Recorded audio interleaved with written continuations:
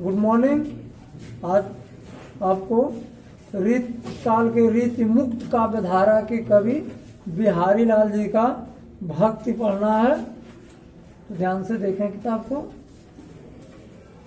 मेरी भव बाधा हरो राधा नागर सोय, जा तन की झाई पड़े श्याम हरित दुति होय। मेरी भाव, मेरी अर्थात कवि भगवान श्री कृष्ण से प्रार्थना कर रहा है, विनती कर रहा है। भाव बाधा, भाव माने भावना, मन की भावना, बाधा माने होता है बाधा या कष्ट। मेरी मन की भावना यानी मेरे मन में जो कष्ट है, मेरी भाव बाधा हरो, हरो माने होता है हरण करना, नाश करना। बिहारी लाल जी कहते हैं कि हे ईश्वर, हे परमात्मा, मेरे मन की भावनाओं को समझिए, मेरे मन के, मेरे हृदय के बाधा को, कष्ट को हरिए। मेरे मन की बाधा को, मेरे मन के कष्ट का हरण कीजिए, मेरे मन के और मेरे हृदय के कष्ट का नाश कीजिए। मेरी भाव बाधा हरो, मेरे मन की भावनाओं को समझिए और मेरे हृदय के कष्ट का नाश कीजिए, मेरे हृदय के कष्ट का हरण कीजिए। राधा नागर सोई, राधा नागर, हे राधा के नागर अर्थात राधा के स्वामी, हे राधा के स्वामी या राधा के कृष्ण अर्थात हे भगवान कृष्ण, आप मेरे हृदय की बाधा को समाप्त कीजिए, मेरे हृदय के कष्ट का हरण कीजिए। जा तन की झाई पड़े श्याम हरित दुति होय।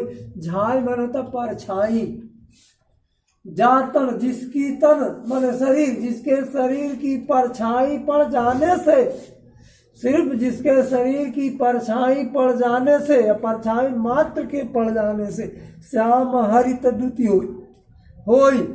हे भगवान श्री कृष्ण, जिसके अर्थात हे भगवान श्री कृष्ण, आपके शरीर की मात्र परछाई पड़ जाने से हरित दुति होय, हरा भरा हो जाता है, अर्थात हृदय के कष्ट समाप्त हो जाते हैं, दुख समाप्त हो जाते।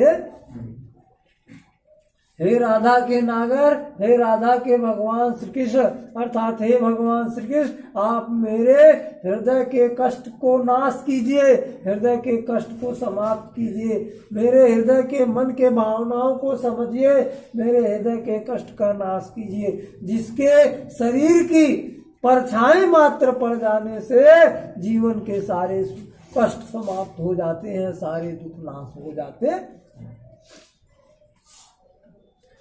मोर मुकुट की चंद्रिकनु यो राज नंद नंद, मनुष्य शेखर की अकस किए शेखर सतचंद।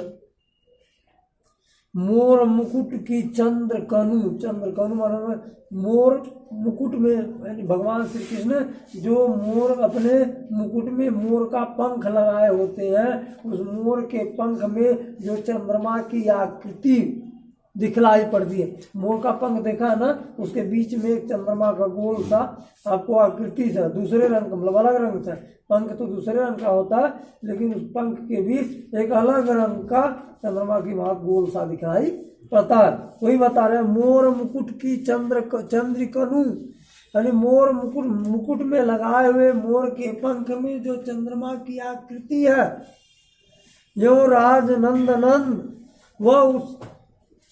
वह चंद्रमा की आकृति सबको प्रकाशमान करने वाली है, सबको प्रकाशित करने वाली है, सबको ज्ञान पहुंचाने वाली है, सबको अज्ञानता से ज्ञान की तरफ ले जाने वाली भगवान कह रहे हैं। और बिहारी लाल जी के मुकुट पर मोर का पंख धारण करने वाले, आपके मोर के पंख में जो चंद्रमा की आकृति है, वह आकृति इस संसार को अज्ञानता से ज्ञानता की ओर ले जाने वाली। मनुष्य शेखर की अकस किए शेखर सतचंद मनु, मानो शशि माने चंद्रमा, शेखर माने शिखर पर, की अकस यानी चंद्रमा की आकृति मानो वह मोर के पंख में वह आकृति देख करके इस प्रकार से प्रतीत होता है जैसे मानो किसी उच्च शिखर पर शशि माने चंद्रमा उदित हुई है, चंद्रमा निकली हुई है, चंद्रमा दिखलाई पड़ती। सोहत ओढ़े पीत पटु श्याम सलोने गात मानो नील मरिसैन पर आतप प्रयो प्रभात।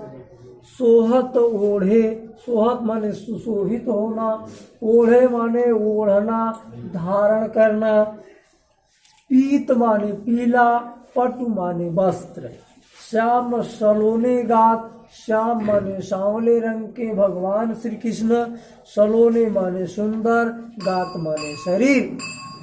भगवान श्री कृष्ण अपने सांवले शरीर पर पीले रंग का जो वस्त्र धारण करते हैं वह अत्यधिक सुंदर लगता।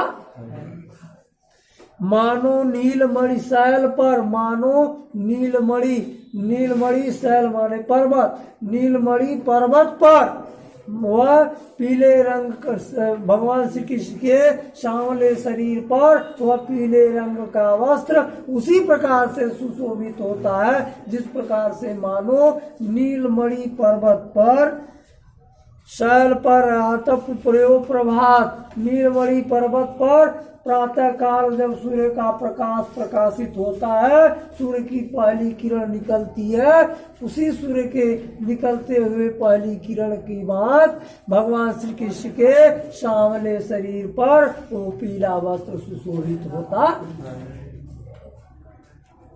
अधर धरत हरिका परत ओठ डीठ पर जोत पट जोत हरि बास की बांसुरी इंद्रधनुष रंगोत। इंद्रधनुष जब वर्षा होती है तो वर्षा जब समाप्त हो जाता है या वर्षा होने के पहले जब काले काले बादल छाए रहते हैं तो पूर्व की दिशा में आपको एक धनुष की आकृति का कई रंग के धनुष की आकृति का धनुष की तरह की आकृति दिखलाई पड़ती है जिसे इंद्रधनुष माना जाता है। उसमें वह कुल 8 रंग उसमें होते हैं, उस धनुष में 8 रंग होते हैं।